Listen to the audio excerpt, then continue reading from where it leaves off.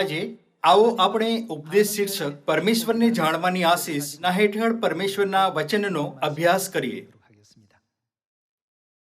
આ દિવસોમાં જ્યારે આપણે પોતાની આસપાસ જોઈએ છીએ તો આપણે માસ મીડિયાના દ્વારા દરેક પ્રકારની મુશ્કેલીઓની ખબરો સાંભળીએ છીએ. કોરોના વાયરસની સાથે સાથે ઘણા ક્ષેત્રોમાં પૂર આવી રહ્યું છે અને ઓસ્ટ્રેલિયા જેવી જગ્યાઓમાં ભારે બરફ વર્ષા થઈ રહી છે. વિશ્વભરમાં જુદી જુદી મુશ્કેલીઓ ચાલતા બધા વ્યાપારિક વ્યવહારો ઠપ થઈ ગયા છે અને ધાર્મિક સભા મર્યાદિત છે. હાલની સ્થિતિના કારણે બધું જ પ્રતિબંધિત લાગે છે. હું વિચારવા લાગ્યો, સ્વર્ગમાં આશીષોનો ઢગલો કરવાનો માર્ગ તક રહેતા મારું સર્વોત્તમ કરવું છે. કોઈ પણ સમયની સરખામણીમાં આ યુગમાં પ્રાકૃતિક વિપત્તિઓ હજુ વધારે થઈ રહી છે. એવી બાબતો છે જ્યાં આલિશાન ઘરના નિર્માણના માટે ખૂબ વધારે સમય વ્યતીત કરવામાં આવ્યો હતો.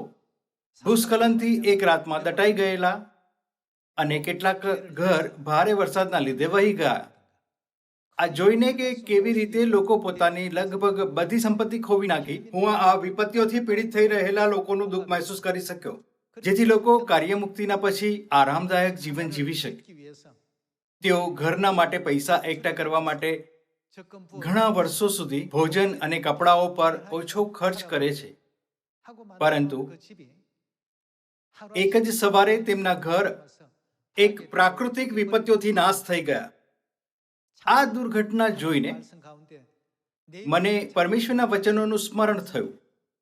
કાલના દિવસ માટે ડીંગ ન માર, અને દુનિયાની વસ્તુઓ થોડા જ દિવસના માટે છે, પરંતુ જો સ્વર્ગમાં છે તે હંમેશના માટે છે. વૈશ્વિક રોગચાળો હોવાથી ત્યાં સુધી કે પારિવારિક ભેટ પણ મર્યાદિત છે. વિશ્વભરમાં આપણે એવી સ્થિતિનો સામનો કરી રહ્યા છીએ જ્યાં આપણે પોતાના પાડોશીઓથી પણ નથી મળી શકતા. જો કે પરમેશ્વર માનવ જાતિના ભવિષ્યનું જ્ઞાન છે, એટલે શું તેમણે સ્વર્ગના શાનદાર રાજ્યની જ્યાં ના કોઈ દર્દ, ન શોક, ન વિલાપ અને ન કોઈ મૃત્યુ છે, સૃષ્ટિ અને તૈયારી નથી કરી? તે શાનદાર દુનિયામાં પ્રવેશ કરવા માટે આપણે કોનું માર્ગદર્શન જોઈએ? આ પવિત્ર આત્માના યુગમાં આપણને આત્મા અને કન્યાનું માર્ગદર્શન જોઈએ. આત્મા અને કન્યાના માર્ગદર્શનના માટે સૌથી પહેલા આપણે આ જાણવું જોઈએ કે તે કોણ છે. જો કે પરમેશ્વરને માનવજાતિ પર આવનારી વિપત્તિઓનું સારું એવું જ્ઞાન છે, એટલે તેમણે એક સુંદર દુનિયા એટલે સ્વર્ગનું રાજ્ય તૈયાર કર્યું અને ત્યાં જવાનો માર્ગ ખોલી દીધો છે, જેથી આપણે ત્યાં જઈ શકીએ. પરમેશ્વર આ પૃથ્વી પર સ્વેચ્છાથી શરીરમાં આવ્યા અને હવે તે સ્વર્ગના રાજ્યની તરફ આપણે બધાની આત્માઓનું માર્ગદર્શન કરી રહ્યા છે. ક્યારેક ક્યારેક પરમેશ્વર મુસાફર બનીને અને ક્યારેક ક્યારેક સામાન્ય મનુષ્ય બનીને આવ્યા. ભલે પરમેશ્વર કોઈ પણ રૂપમાં કેમ ના આવે, આપણે સિયોનની સંતાનોએ પરમેશ્વરને ઓળખવામાં સક્ષમ હોવું જોઈએ. હવે આ યુગમાં પણ એવા લોકો છે જે પરમેશ્વર પર વિશ્વાસ કરે છે અને બીજા એવા પણ છે જે વિશ્વાસ નહીં કરતા. એવા લોકો છે જેમણે સુવાર્તાનું સાંભળ્યું અને શિક્ષાઓને ગ્રહણ કર્યા, અને એવા પણ છે જે સમજી ના શક્યા. આ એટલે કેમ કે જ્યારે પરમેશ્વર દરેક મનુષ્યના સામે પ્રગટ થાય છે તો જુદી જુદી રીતે આપણા વિશ્વાસને પારખે છે. જેવું યશાયા અધ્યાય 8માં લખ્યું છે, જ્યારે પરમેશ્વર ખૂબ જ લોકોની સામે પ્રગટ થશે તો તે શરણ સ્થાન હશે, પરંતુ ઇઝરાયલના બંને કુળોના માટે ઠોકરનો પથ્થર અને ઠેસનો ખડક, અને યરૂશલેમના નિવાસીઓના માટે ફંદા અને જાળ થશે, અને ઘણા લોકો ઠોકર ખાશે, તેઓ પડશે અને છિન્ન ભિન્ન થઈ જશે, તેઓ ફાંદામાં ફસાશે અને પકડાઈ જશે. બીજા શબ્દોમાં, પરમેશ્વર તેમને શોધી રહ્યા છે જે શરીરમાં આવેલા પરમેશ્વરને જોતી વખતે ભલે તે કેવાય પણ દેખાય, પોતાના વિશ્વાસને અંત સુધી બનાવી રાખે છે. જે રીતે લોકો પરમેશ્વરને જુએ છે, આ વાત પર વિચાર કરતા આપણે વિચારવા લાગીએ છીએ, પરમેશ્વરના આપણા વિશ્વાસને પારખતા સમય શું આપણે પણ તેમની સમાન ન હતા? પરમેશ્વર એટલા પરાક્રમી અને શક્તિશાળી છે કે ભલે તે ઈચ્છે તો આ યુગમાં પણ હજારો હજારો ચમત્કાર બતાવી શકે છે, તો પણ પરમેશ્વરે એવો માર્ગ ન પસંદ કર્યો. તેના બદલે હવે પરમેશ્વર દિન રૂપમાં ચૂપચાપ આપણું માર્ગદર્શન કરી રહ્યા છે. જ્યાં સુધી પરમેશ્વર શરીરમાં છે, તે દરેક વ્યક્તિના વિશ્વાસને પારખી રહ્યા છે. 3500 વર્ષ પહેલા ઇઝરાયેલી મિસરથી બહાર નીકળ્યા અને કનાનની તરફ ચાલ્યા. જ્યારે તે જંગલમાં હતા, ત્યારે પુનર્નિયમ અધ્યાય 8માં પરમેશ્વરે તેમને શું કહ્યું? પરમેશ્વરે કહ્યું કે તેમણે ઇઝરાયેલીઓને આ જોવા માટે તે પરિસ્થિતિમાં નાખ્યા હતા કે તેઓ પરમેશ્વર પર વિશ્વાસ રાખે છે કે નહીં. ક્યારેક પરમેશ્વરે તેમને સૂકી ભૂમિમાંથી લઈ જઈને નમ્ર બનાવ્યા. ક્યારેક પરમેશ્વરે તેમને વેરાન ભૂમિમાં લઈ આવ્યા, જ્યાં ખાવાના માટે કંઈ જ ન હતું. અને અન્ય સમયોમાં પણ તેમને પુષ્કળ પ્રમાણમાં ભોજન આપ્યું અને પીવા માટે ખડકમાંથી પાણી નીકાળ્યું. 40 વર્ષોના સમયમાં પરમેશ્વરે જુદી જુદી પરિસ્થિતિઓના દ્વારા આ જોયું કે તેમની સંતાન કેવી રીતે વર્તાવ કરીને પોતાની સ્થિતિઓથી વ્યવહાર કરશે. જંગલમાં 40 વર્ષની યાત્રા એક છાયાના રૂપમાં કાર્ય કરે છે, અને વિશ્વાસનું જંગલ જેમાં હવે આપણે ચાલી રહ્યા છીએ તેની વાસ્તવિકતા છે. ખરેખરમાં હવે આપણે સ્વર્ગના રાજ્યની તરફ ચાલતા વિશ્વાસનું જીવન જીવી રહ્યા છીએ. પરમેશ્વર આ જોવા ઈચ્છે છે કે આપણે પરમેશ્વરને કેટલું જાણીએ છીએ, અને આ કે કોઈ પણ પરિસ્થિતિના ઉપરાંત પોતાના વિશ્વાસને બનાવી રાખશે કે નહીં. ઇબ્રાહીમે પરમેશ્વરને ઓળખ્યા અને ગ્રહણ કર્યા. જાખીએ પરમેશ્વરને ઓળખ્યા અને ગ્રહણ કર્યા. સુબેદારે પરમેશ્વરને ઓળખ્યા અને ગ્રહણ કર્યા. જ્યારે મરિયમે પરમેશ્વરને ઓળખ્યા અને જટામાસીનું અત્તર લઈને ખ્રિસ્તના પગો પર નાખ્યું, તો તેમણે કહ્યું કે જ્યાં ક્યાંય આ સુવાર્તા પ્રચાર કરવામાં આવશે, ત્યાં તેના કામનું પણ વર્ણન કરવામાં આવશે. કેટલા ધન્ય હતા પરમેશ્વરને ઓળખનારા લોકો. તેના દ્વારા પરમેશ્વર આપણને આ યુગમાં રહેનારાઓ બહુમૂલ્ય શિક્ષા શીખવાડી રહ્યા છે. આ વખતે આવો આપણે 1 પિતર અધ્યાય 2 ખોલતા પોતાને આ શિક્ષાનું સ્મરણ કરાવીએ. 1 પિતર અધ્યાય 2 વચન 6. કારણ કે શાસ્ત્રમાં લખેલું છે, જુઓ, પસંદ કરેલો તથા મૂલ્યવાન એવો ખૂણાનો મુખ્ય પથ્થર હું સિયોનમાં મૂકું છું. જે તેના પર વિશ્વાસ કરે છે તે શરમાશે નહીં. એવું લખ્યું છે કે જે તેની પર વિશ્વાસ કરશે તે કોઈ પણ રીતે શરમાશે નહીં. તેના વિપરીત વિશ્વાસ ન કરનારાઓને માટે લજ્જિત, ઘૃણિત અને અનંત દંડ રાહ જોઈ રહ્યો છે. એટલે તમારા માટે જે વિશ્વાસ કરો છો તે તો શું છે? મૂલ્યવાન છે. તમારા માટે જે પૃથ્વી પર શરીરમાં આવેલા પરમેશ્વર પર વિશ્વાસ કરો છો તે તો મૂલ્યવાન છે. પણ જેઓ વિશ્વાસ નથી કરતા તેમના માટે જે પથ્થરને બાંધનારાઓએ નકાર્યો હતો તે જ ખૂણાનો મુખ્ય પથ્થર થયો છે, અને ઠેસ ખવડાવનાર પથ્થર તથા ઠોકર ખવડાવનાર ખડક થયો છે. તેઓ આજ્ઞા માનતા નથી, તેથી તેઓ વચન વિશે ઠોકર ખાય છે. એને માટે પણ તેઓ નિર્માણ થયા હતા.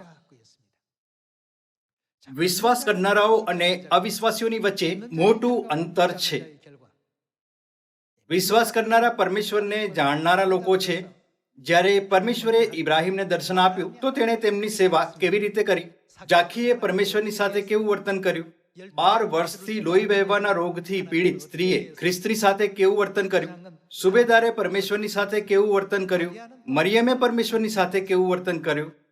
એવા લોકો છે જે પરમેશ્વરને જાણે છે, અને એવા પણ જે પરમેશ્વરને નથી જાણતા. જે વિશ્વાસ કરે છે તેમના માટે પરમેશ્વર તેમનું ધન છે. પરંતુ વિશ્વાસ ન કરનારાઓ માટે પરમેશ્વર ઠોકરનો પહાડ અને ઠેસનો ખડક, ફંદો અને જાળ થશે. જેમ તે સ્વર્ગમાં પ્રવેશ કરવાનો પ્રયત્ન કરશે, તેમની આસપાસ બધું જ ઠોકરનો પહાડ બનશે. આવો આપણે ઉત્પત્તિ અધ્યાય 18 વચન 1 જોઈએ. અને બપોરને વખતે તે તંબુના બારણામાં બેઠો હતો. 아브라함에게 ત્યારે યહોવાએ મામરેના એલોન ઝાડની પાસે તેને દર્શન આપ્યું, અને તેણે આંખો ઊંચી કરીને જોયું તો જુઓ, 3 પુરુષ તેની પાસે ઊભા હતા. પરમેશ્વર શરીરમાં થઈને 서시고 ઇબ્રાહિમના કુટુંબને મળવા આવ્યા, અને તેઓને જોઈને તે તેઓને મળવાને તંબુના બારણામાંથી દોડ્યો ને ભૂમિ પર પડીને પ્રણામ કરીને કહ્યું, મારા સ્વામી, જો તમારી દ્રષ્ટિમાં હું હવે કૃપા પામ્યો હોઉં તો તમે તમારા દાસ પાસેથી જતા ન રહેશો. હું થોડું પાણી લાવું છું, અને તમે પોતાના પગ ધોઈને આ વૃક્ષની નીચે વિશ્રામ કરો, અને હું થોડી રોટલી લાવું ને તમે તમારા મન ખુશ કરો, પછી તમે આગળ જજો, કેમ કે એ જ માટે તમે તમારા દાસ પાસે આવ્યા છો. અને તેઓએ કહ્યું, જેમ તે કહ્યું છે તેમ કર. અને ઇબ્રાહિમે સારાની પાસે તંબુમાં ઉતાવળે જઈને કહ્યું, 3 માપ મેંદો ઉતાવળે મસળ ને રોટલી તૈયાર કર. 떡을 만들라 하고 અને ઢોર હતા ત્યાં ઇબ્રાહિમ દોડી ગયો ને એક સારું ને કુમળું વાછરડું લાવીને તેણે નોકરને આપ્યું, અને તે વહેલો તૈયાર કરવા મંડી ગયો. અને તેણે માખણ તથા દૂધ તથા જે વાછરડું તૈયાર કર્યું હતું તે લઈને તેઓની આગળ પીરસ્યા, અને પોતે તેઓની પાસે ઝાડ નીચે ઊભો રહ્યો, ને તેઓએ ખાધું. આ વચનમાં ઇબ્રાહિમે પરમેશ્વરની સાથે કેવું વર્તન કર્યું? શું તેણે પરમેશ્વરની સેવા કરીને તેમનાથી વિશેષ આશીષ નહીં મેળવી? 받는 장면을 볼 수 있지 않습니까? 예. પરમેશ્વરે તેને આશીષ આપી અને કહ્યું, હું તારા વંશને આકાશના તારાગણની જેમ અગણિત કરીશ. તેણે પોતાના વંશને આગળ વધારવા માટે ઈસાક આપવામાં આવ્યો, અને ખૂબ અનુગ્રહ અને આશીષ મેળવી. ઇબ્રાહિમ પરમેશ્વરને જાણતો હતો, 하는 것뿐만 아니라 અને મોટા આદરની સાથે તેમની સેવા પણ કરી. આપણે બાઇબલના દ્વારા આ વાતની ખાતરી કરી શકીએ છીએ, જ્યારે પરમેશ્વર શક્તિશાળી રૂપમાં આવ્યા હતા તો કોઈએ પણ શંકા નહીં કરી કે પરમેશ્વર કોણ છે. ઇઝરાયેલીઓની બાબતમાં પણ જ્યારે પરમેશ્વરે શક્તિથી, 또 우레와 ગર્જન 대성과 અને વીજળીની અવાજમાં વાત કરી, 의미가 તો 가득한 દરેકે 말씀으로 그 분위기 પરમેશ્વરની આજ્ઞા માની. 말씀을 내리시면 모두가 다 순종하고 복종합니다. ડરથી કાંપતા 분위기가 તેમણે મૂસાને કહ્યું, 있기 때문에 પરમેશ્વર અમારી સાથે વાત ન કરે, 말씀하지 마시고 તેમને પ્રબોધકના દ્વારા 선지자 અમારી સાથે વાત કરવા કહો. જૂના નિયમના સમયોમાં ઇઝરાયેલીઓએ પરમેશ્વરથી આ રીતનું નિવેદન કર્યું, 했던 그러한 때도 있었습니다. પરંતુ નવા નિયમમાં 선지자를 통해 પરમેશ્વરે પ્રબોધકોના દ્વારા પોતાનું વચન નહીં શીખવાડ્યું, પરંતુ તે પોતે આ પૃથ્વી પર શરીરમાં થઈને આવ્યા અને શીખવાડ્યું. આ સ્વર્ગમાં પ્રવેશ કરવાનો માર્ગ છે. આજે પણ પરમેશ્વર પોતે બાઇબલની બધી શિક્ષાઓના દ્વારા બધા સંતાનોને જાગૃત કરી રહ્યા છે. 그런데 પરમેશ્વરના પૃથ્વી પર આવીને સ્વર્ગનો માર્ગ બતાવવાના ઉપરાંત 오셔서 천국 갈 수 있는 શું તે સમયના 알려주시는데 그 시대에 બધા લોકોએ 있었던 사람들은 모두가 તેમને પરમેશ્વર માન્યા? 하나님으로 느꼈는가? જેવું 1 પિતર અધ્યાય 2માં લખેલું છે, એટલે તમારા માટે જે વિશ્વાસ કરે છે તે તો મૂલ્યવાન છે, પણ જે વિશ્વાસ નથી કરતા તેમના માટે ઠોકરનો પહાણ અને ઠોકર ખાવાનો ખડક થઈ ગયો છે. ભલે પરમેશ્વર એવા રૂપમાં જેવા સ્વર્ગથી વીજળીની સાથે કે વાદળો પર તરતા આવી શકતા હતા, જેથી લોકો સહેલાઈથી તેમની પર વિશ્વાસ કરી શકે, પરંતુ તેમણે એવું કેમ નહીં કર્યું? પરમેશ્વર નિસંગ શાનદાર રૂપમાં આવી શકતા હતા, જેથી લોકો તેમના પ્રતાપી રૂપથી સહેલાઈથી તેમને ઓળખી શકે અને કહે, અરે, તે સાચે જ પરમેશ્વર છે. 하나님은 충분히 등장하실 수 있습니다. પરંતુ પરમેશ્વર આ રીતે નહીં આવ્યા. તેના વિના તે વિશ્વાસ ન કરનારાઓને માટે ઠેસ લાગવાનો પહાણ અને ઠોકર લાગવાનો ખડક થઈ ગયા. એટલે ભલે પરમેશ્વર જેવા પણ આવે, આપણે જોઈએ કે આપણે તેમને ઓળખવામાં હંમેશા સક્ષમ રહીએ. જ્યારે પરમેશ્વર આવે છે તો તેમને માત્ર કોણ ઓળખી શકે? માત્ર પરમેશ્વરની સંતાન જે પરમેશ્વરને ઓળખવામાં સક્ષમ છે. પરમેશ્વરે માત્ર પોતાની સંતાનોને જ જોવાની આંખો અને સાંભળવાના કાન અને સમજવાનું મન આપ્યું છે. પરંતુ શું પરમેશ્વરે તેમને જે પરમેશ્વરની સંતાન નથી પરમેશ્વરના રહસ્યને ઓળખવાની મંજૂરી આપી? નહીં, તેઓ ઓળખી નહીં શકશે. પરમેશ્વરે એવું એટલે કર્યું જેથી તેઓ પોતાની આંખોથી જોઈ ન શકે, પોતાના કાનોથી સાંભળી ન શકે અને પોતાના મનથી સમજી ન શકે. જે પરમેશ્વરને જાણે છે તેમની પાસે પરમેશ્વરની સંતાન થવાનો અધિકાર છે. 뿐만 아니라 પરમેશ્વરે તેમને ઇબ્રાહિમ, જાખી, સુબેદાર અને મરિયમની સમાન ધન્ય બનાવ્યા.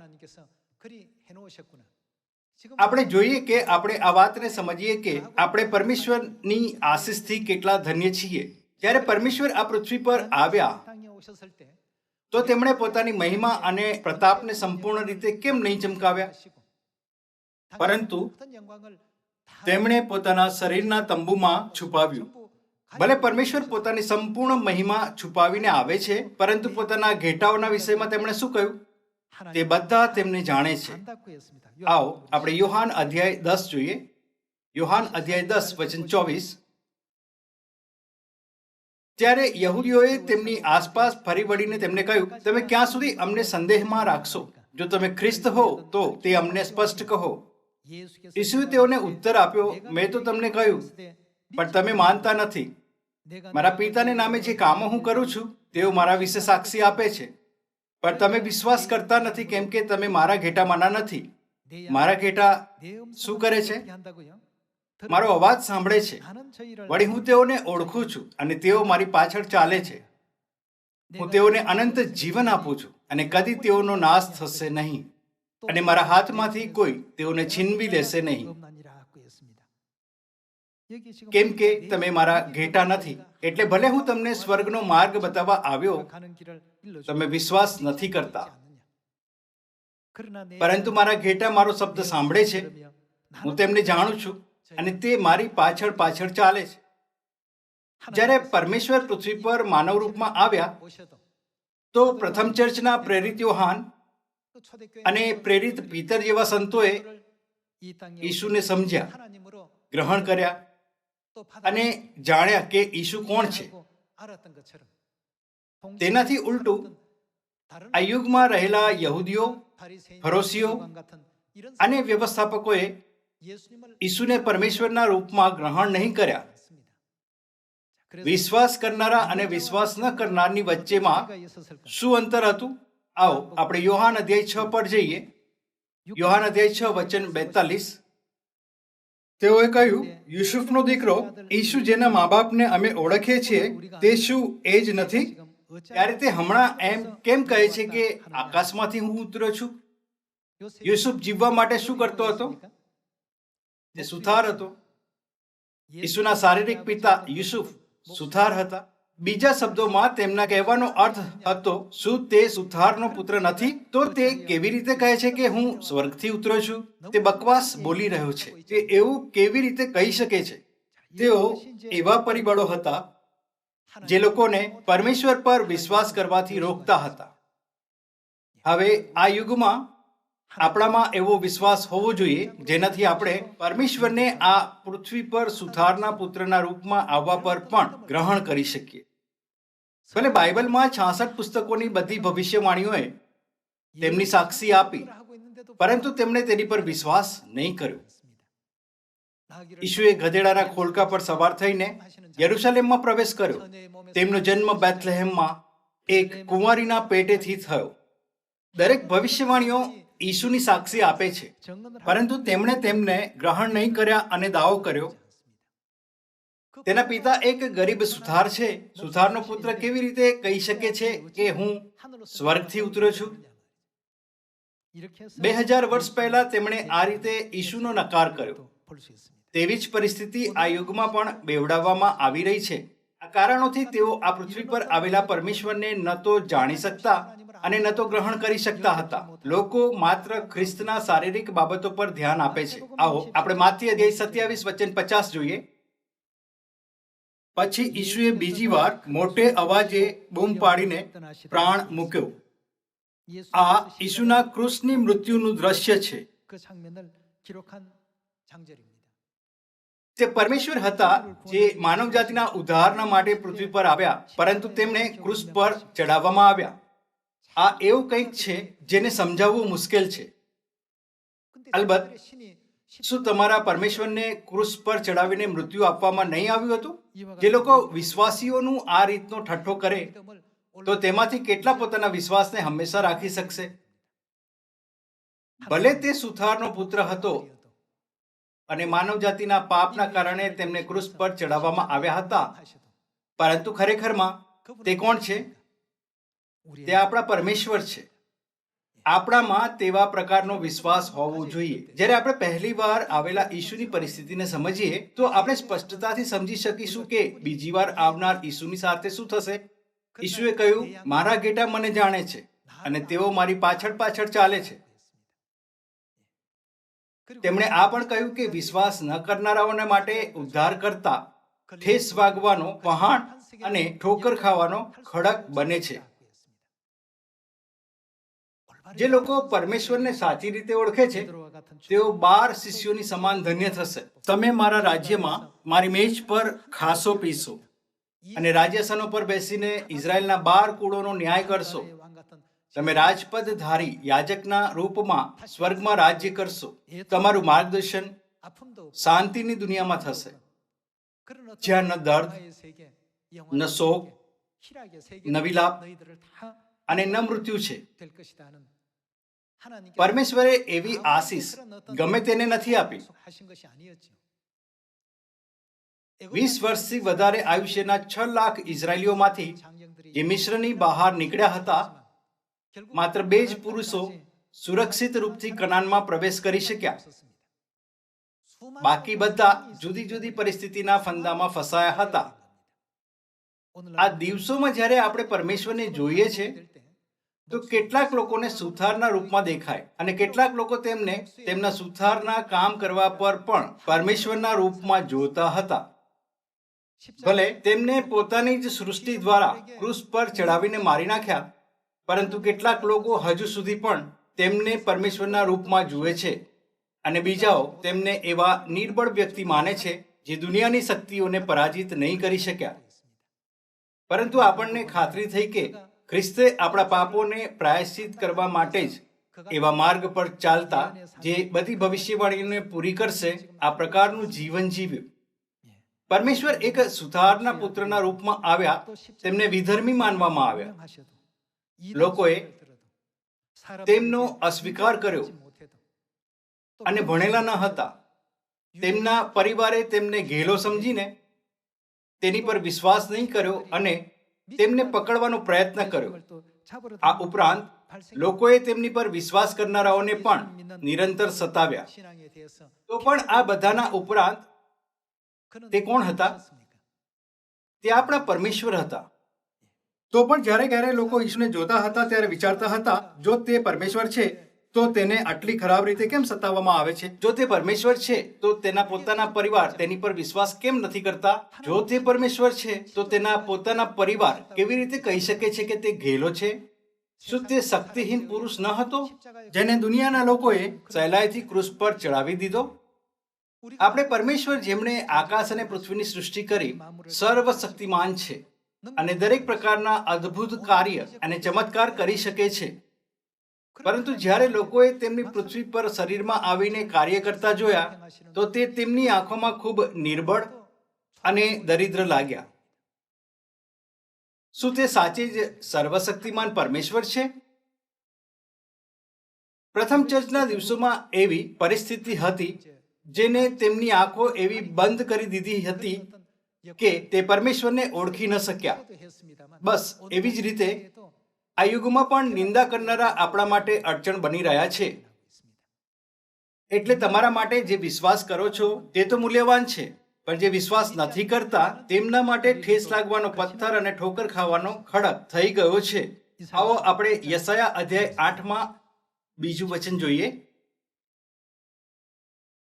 સૈન્યોના ઈશ્વર યહોવાને પવિત્ર માનો અને તેમનાથી બીઓ તથા તેમનાથી ડરો, એટલે તે તમારું પવિત્ર સ્થાન થશે.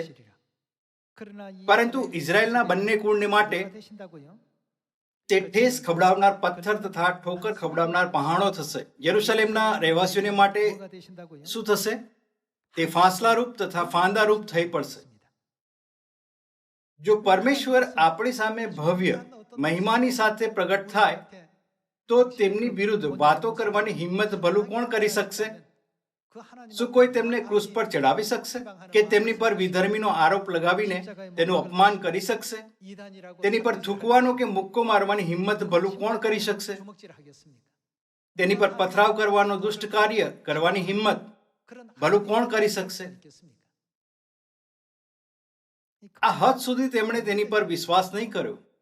પરમેશ્વરે તે બધું જ છુપાવ્યું જેને તેમની સાચી ઓળખાણ પ્રગટ થઈ શકે છે. યશાયા અધ્યાય 8 ખ્રિસ્ત શું થશે? જે વિશ્વાસ નથી કરતા તેમના માટે ખ્રિસ્ત પારખવાનો પથ્થર, ઠેસનો પહાણ, ફંદા અને ઝાડ થશે.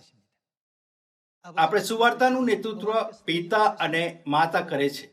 હજુ સુધી કેટલાક લોકો આ વિચારતા કે ઘણા લોકો ત્યાં ધારાની જેમ જાય છે, શું હું પણ તેમની સાથે જાઉં? બીજાઓથી પ્રભાવિત થઈને ચર્ચ આવ્યા છે.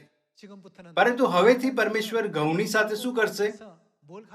તે કડવા દાણાના છોડને ઘઉંથી અલગ કરશે. માથી 13 પરમેશ્વર સારી માછલીઓ અને નકામી માછલીઓની સાથે શું કરશે? પરમેશ્વર બંને પ્રકારની માછલીઓને અલગ કરી નકામી માછલીઓને ફેંકી દેશે. આ પ્રકારના દરમિયાન પરમેશ્વર લોકોને એવી વસ્તુઓ બતાવશે જેનાથી તેમણે વિશ્વાસ કરવો મુશ્કેલ થશે. રોમન સેનાએ ખ્રિસ્તને પકડતી વખતે તે નિર્બળ દેખાયો હતો. જ્યારે પીતરે ઈસુની રક્ષા કરવા માટે પોતાની તલવાર નીકાળી તો બાકીના શિષ્યો બીકના માર્યા ભાગી ગયા. તે એવા પ્રકારની પરિસ્થિતિઓ હતી જેને કારણે લોકોના માટે વિશ્વાસ કરવો મુશ્કેલ થઈ ગયું હતું. પરમેશ્વરની સંતાનોના વિષયમાં શું કહે? સમાન પરિસ્થિતિઓમાં તેઓ શું કહેશે? ભલે તે સુથારનો પુત્ર છે પરંતુ તે આપણા પરમેશ્વર છે. ભલે તેમણે ક્રૂસ પર ચડાવવામાં આવ્યા પરંતુ તે આપણા પરમેશ્વર છે. ભલે તેની પર વિધર્મીનો આરોપ લગાવવામાં આવ્યો પરંતુ તે આપણા પરમેશ્વર છે. ભલે લોકોએ તેમને અસ્વીકાર કર્યો પરંતુ તે આપણા પરમેશ્વર છે. ભલે તેઓ ભણેલા ન હતા પરંતુ તે આપણા પરમેશ્વર છે. ભલે તેમનું પોતાનો શારીરિક પરિવાર હતો પરંતુ તે આપણા પરમેશ્વર છે. ભલે તેમને સતાવવામાં આવ્યા પરંતુ તે આપણા પરમેશ્વર છે. ભલે તેમના પરિવારે તેમને ઘેલો સમજ્યો પરંતુ તે આપણા પરમેશ્વર છે. બાઇબલ ઈસુના પ્રથમ આગમનમાં બનેલી દરેક વાતનો અભિલેખ કેમ આપે છે? આપણે જોઈએ કે આપણે આ વાત પર ધ્યાન કરીએ. પરમેશ્વર શરૂથી અંતને જુએ છે. શું તમને લાગે છે કે બાઇબલમાં પરમેશ્વર એવી કોઈ પણ શિક્ષા કે વચન નાખશે જે પોતાની સંતાનોના ઉદ્ધારના માટે બિનજરૂરી છે? પરમેશ્વરને ગ્રહણ કરી ઇબ્રાહિમ ધન્ય થયો. પરમેશ્વરને ગ્રહણ કરી પીતર ધન્ય થયો. પરમેશ્વરને ગ્રહણ કરી જાખી ધન્ય થયો. પરમેશ્વરને ગ્રહણ કરી લોહી વહેવાના રોગથી પીડિત સ્ત્રી ધન્ય થઈ. પરમેશ્વરને ગ્રહણ કરી સુબેદાર ધન્ય થયો. તે બધાએ પરમેશ્વરને ગ્રહણ કર્યા અને ધન્ય થયા. તેમનો દ્રષ્ટિકોણ દુનિયાના દ્રષ્ટિકોણથી અલગ હતો. લોકોની આંખોમાં તે સાધારણ દેખાયા. આ મનુષ્ય ભલો કેવી રીતે પરમેશ્વર હોઈ શકે છે? શું આ સુથાર સાથે જ પરમેશ્વર છે? આ અશિક્ષિત હતો. તેને વિદ્યા ક્યાંથી મળી? સરળ ભાષામાં કહીએ તો તેમણે તેમનું અપમાન અને તિરસ્કાર કર્યો. તેમણે ઈસુને કોઈ શક્તિહીન પુરુષ સમજીને તિરસ્કાર કર્યો. તો પણ યોહાને શું કહ્યું? તે પરમેશ્વર છે જે આદિથી વચન છે. તે દેહધારી થયા અને આપણી વચ્ચે નિવાસ કર્યો. આ મનુષ્ય ઈસુ ખ્રિસ્ત છે. પીતરે શું કહ્યું? તું જીવતા પરમેશ્વરનો પુત્ર ખ્રિસ્ત છે. પ્રેરિત પાઉલના વિષયમાં શું કહીએ? તે પરમેશ્વરનું સ્વરૂપ છે. તે સર્વશક્તિમાન પરમેશ્વર છે. ઈસુના પૃથ્વી પર રહેતી વખતે પોતાના જુદા જુદા પાસાઓને બતાવ્યા ઉપરાંત પ્રથમ ચર્ચના શિષ્યો અને ઈમાનદાર લોકોએ ઈસુને ઓળખ્યા અને પરમેશ્વર માન્યા. તેઓ તેને લાચાર અવસ્થામાં લઈ ગયા અને શક્તિહીન દેખાયા. તે ઉપરાંત પ્રથમ ચર્ચના સંતોએ કહ્યું, પોતે ઈશ્વરના રૂપમાં છતાં તેમણે ઈશ્વર સમાન હોવાનું પકડી રાખવાને ઈચ્છ્યું નહીં, પણ તેમણે દાસનું રૂપ ધારણ કરીને એટલે માણસોના રૂપમાં આવીને પોતાને ખાલી કર્યા અને માણસના આકારમાં પ્રગટ થઈને મરણને, વધસ્તંભના મરણને આધીન થઈને પોતાને નમ્ર કર્યા. પ્રથમ ચર્ચના ઇતિહાસ દ્વારા આપણે જોઈ શકીએ છીએ કે ખ્રિસ્તને લઈને તેમને કયા પ્રકારની સમજ હતી. છેલ્લા યુગમાં પરમેશ્વરના ઘેટાને જોઈએ કે તેઓ પરમેશ્વરના શબ્દને સાચા રૂપમાં સમજે અને પરમેશ્વરના તૈયાર કરેલા સ્વર્ગના અનંત રાજ્યમાં વારસો મેળવે. જેટલા વધારે સભ્યો આવે છે ચર્ચ તેટલા જ વધારે વિકસિત હોય છે. જેટલું ચર્ચ વિકસિત હોય છે તેવું જ બધા દેશોને સુવાર્તાનો પ્રચાર કરવામાં આવે છે. પરિણામ સ્વરૂપ જુદી જુદી પરિસ્થિતિઓ ઉત્પન્ન થશે. આપણા પિતા અને માતા આ પૃથ્વી પર આવ્યા છે. 이 땅에 오신 어머니. પિતા આપણા અનંત પિતા છે અને માતા આપણી અનંત માતા છે. 어머니십니다. કોઈ ફરક નથી પડતો કે દુનિયાના લોકો આપણી કેટલી નિંદા કરે છે. આ સત્ય ક્યારેય નથી બદલાતું કે આપણા સ્વર્ગીય પિતા અને માતા જ તેઓ છે જેમણે આપણી આત્માઓને જન્મ આપ્યો અને હવે આપણને વધારી રહ્યા છે. આવો આપણે માથી અધ્યાય 11:2 પર જઈએ. હવે યોહાનને કેદખાનામાં ખ્રિસ્તના કામ સંબંધી સાંભળીને પોતાના શિષ્યોને મોકલીને ઈસુને પૂછાવ્યું કે આવનાર તે તમે જ છો કે અમે બીજાની રાહ જોઈએ? ત્યારે ઈસુએ તેઓને ઉત્તર આપ્યો કે તમે જે સાંભળો છો ને જુઓ છો તે જઈને યોહાનને કહી બતાવો. આંધળા દેખતા થાય છે ને પાંગડા ચાલતા થાય છે, રક્ત પીત્યા શુદ્ધ કરાય છે ને બહેરા સાંભળતા થાય છે, મોયેલા ઉઠાડાય છે ને દરિદ્રીઓને સુવાર્તા પ્રગટ કરવામાં આવે છે. અને જે કોઈ મારા સંબંધી ઠોકર નહીં ખાય તેને ધન્ય છે. ભલે હું દેખાવમાં કેવો પણ લાગુ છું કે કોઈ પણ પ્રકારના પરિવેશમાં પ્રગટ થાઉં છું, તમે મને શું કહો છો? એવા લોકો હતા જેમણે તેમને સર્વશક્તિમાન પરમેશ્વરના રૂપમાં જોયા. જ્યારે લોકોએ ઈસુની થોડી પણ નિંદા કરી તો યોહાન અને યાકૂબે કહ્યું, હે પ્રભુ, શું તું ઈચ્છે છે કે આપણે આજ્ઞા આપીએ કે આકાશમાંથી આગ પડીને તેમને ભસ્મ કરી દે? તેમણે ઈસુનો આટલો આદર કર્યો અને બહુમૂલ્ય સમજ્યા. પીતર અને પાઉલની સાથે પણ એવું જ હતું. 바울도 마찬가지였고.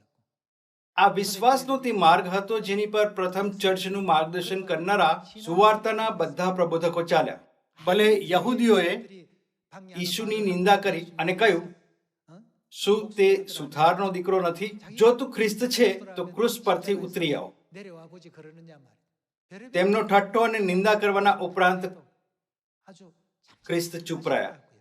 લખેલું છે કે જે પ્રકાર ઘેટી ઊન કાતરવાના સમયે ચૂપચાપ રહે છે તેવી રીતે તેણે પોતાનું મોં ન ખોલ્યું. શું આ એટલે હતું કેમ કે તેમની કોઈ સામર્થ્ય કે અધિકાર નહીં હતો? બિલકુલ નહીં. શું આ માત્ર આપણા ઉદ્ધારના માટે ભવિષ્યવાણીના આ માર્ગ પર નથી ચાલતા? આ બધું આપણા જ પાપો અને અધર્મોને કારણે હતું. જો કે પરમેશ્વર શરીરમાં થઈને આ પૃથ્વી પર આપણા પાપોને ઉઠાવવા આવ્યા, એટલે આપણે ઈચ્છીએ કે આપણે પરમેશ્વરના આ પૃથ્વી પર આપણી સાથે રહેતી વખતે જ તેમને જાણે અને ગ્રહણ કરીએ. જ્યાં સુધી પરમેશ્વર આપણી નજીક છે આપણે તેમને મૂલ્યવાન માનવા જોઈએ.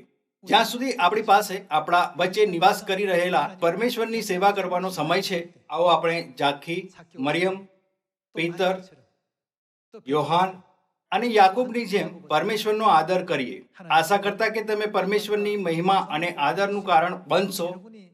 હું આજનો ઉપદેશ સમાપ્ત કરવા ઈચ્છીશ. તમારો ખૂબ ખૂબ ધન્યવાદ.